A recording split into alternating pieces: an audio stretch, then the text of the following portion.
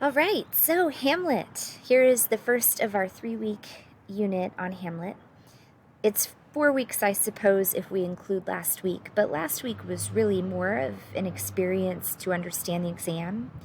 And now I'd like to get into the text, this great, iconic text that, as you walk into the exam, will be a really useful one for you to have thought deeply about to be deployed in FRQ3.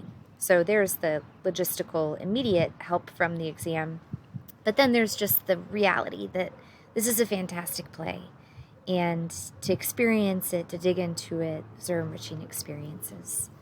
So let's do that. This week we are going to focus on ambiguity, and it's simply the ways that a text is going to lend itself to multiple interpretations if it's a good text.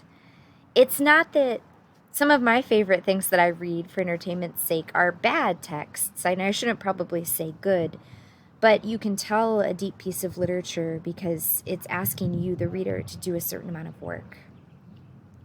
And this is true of Hamlet.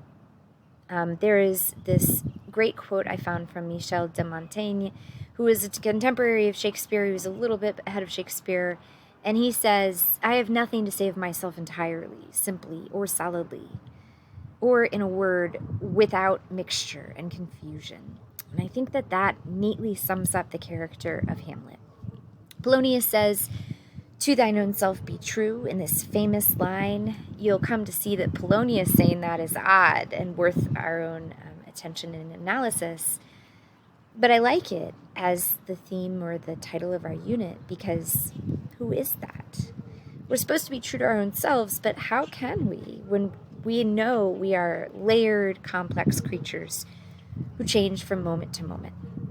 Hamlet is not sure, and he is courageous enough to admit that he doesn't know, again and again and again. So we're going to get into ambiguity. Our texts for the winter flow in this way. We started with Crime and Punishment, and then Hamlet. We'll also do a small short story called What You Pawn I Will Redeem. But all three feature a protagonist, a male protagonist, who is conflicted, sometimes unreadable. Of the three, though, Hamlet is conscientiously conflicted. He's aware that he doesn't know what to do. He knows he doesn't know. And so the play's conflict is born in that, the inability that he feels that he has to resolve the riddle of his motives, that he can't even dissect or parse apart. All right, so he's the king of Denmark, but really he is the king, or the prince of Denmark. He's really the king of ambiguity. And that is an AP Literature content piece. So we are meant to explain the function of specific words and phrases in a text. That's straight from the curriculum. But how when it's ambiguous? Ambiguity allows for two or more simultaneous interpretations of a word or a phrase in a text. It should be grounded, though, in evidence. And I think that that's something that we'll come back to this week a couple of times. To be ambiguous, a piece of literature will have interesting evidence that's not clear. But we as readers need to be careful that our analysis is looking at those words and phrases and not going too far into the indefensible. And yet, there won't be a right answer. There will really just be an invitation for you to understand that the complexity of language reflects the complexity of humanity. So in Hamlet, there's two kinds of ambiguity. There is this idea of acting, of deceit on purpose, the ambiguity of someone's actions that is laced up with the fact that they're just acting. Even if they're not in a play, we're all putting on a show sometimes, depending on where we are and depending on who we're with. Hamlet is obsessed with this. He reveals that he will put on an antic disposition. He will seem, as he's going to put it, antic, having antics, having unreadable actions. He will seem to be mad. But is he? We don't really know by the play's end, and this will be one of those ambiguous interpretations you'll offer, whether or not he is just acting or he's gotten so carried away in the act that he actually has become mad. So that ambiguity of just presenting oneself to the world, who is that self? The other kind of ambiguity is more sinister. It's deceit. It's the way that as Hamlet looks around, he sees that people can't be trusted.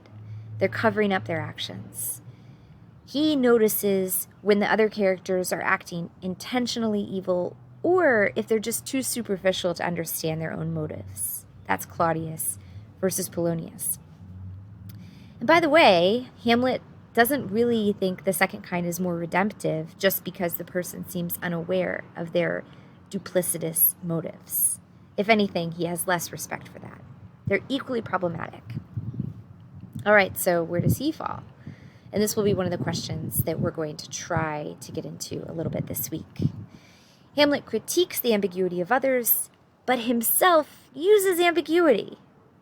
Is he exonerated because he knows he's doing it and he's acting? No. Our task this week will be to uncover a moment of Hamlet's ambiguity. There's all sorts of other moments from other characters where we know they're hiding something or we know they're acting. But we, for this week, are interested in Hamlet.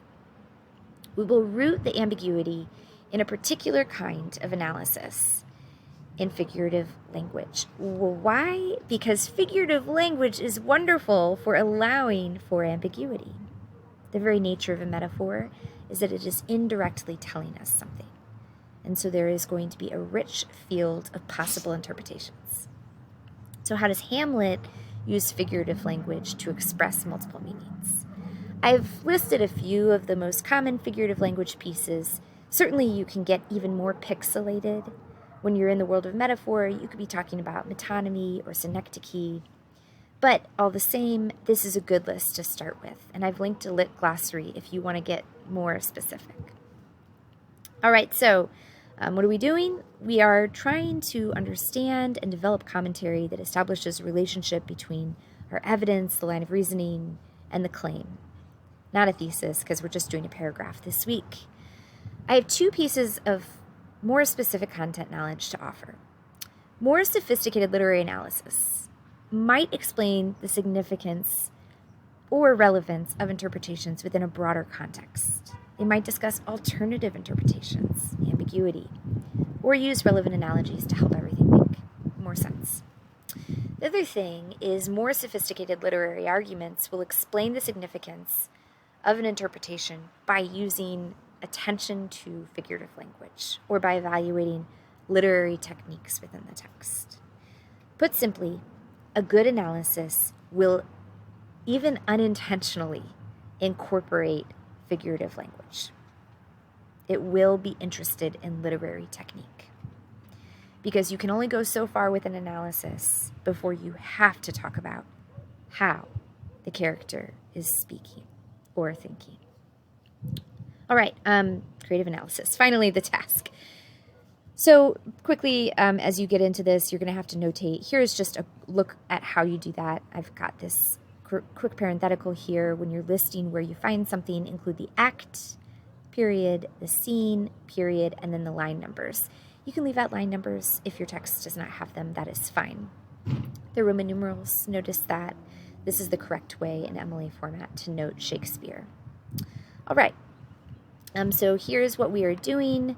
Already gone over that. We are going to start with creative analysis, but it helps to look at where we're headed. Your end goal will be to craft an excellent claim paragraph that notices some ambiguity in Hamlet's speech by virtue of his clever use of figurative language. So you're going to be asking, what is he trying to say? And why does he say it this way? How does he say it? So that's the goal. Today, in the creative analysis, you're beginning to chip away at that goal. You're beginning to understand how figurative language and your claim work together.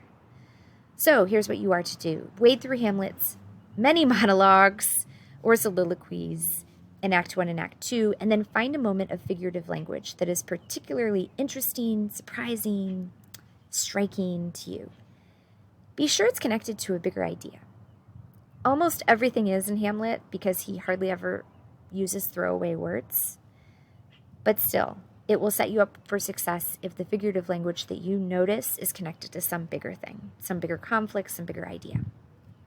Clip that language and then respond in a twofold manner. First, what is this literary technique he's using? And then why is he using it? What does he seem to be saying? What is a larger conflict that he seems to be addressing? We're noticing the figurative language because that will make for the best kind of claim paragraph when we get there on Wednesday. Here's my model. So I have this little moment I clipped where at first when Claudius is receiving him, he is confused a little in his language and he calls him a son. And Hamlet says, a little more than kin and less than kind. Here is my analysis paragraph. Creative analysis. I notice this. This is a pun. I'm interested in that. Why is he using figurative language in this moment? It's also an aside. That's interesting. He doesn't want Claudius to hear him. I can't get into all of that, so I just spend this paragraph trying to understand why a pun and what is happening in the scene. Press pause to read the model. And then do it yourself. And have fun with it. I look forward to seeing them. That's it.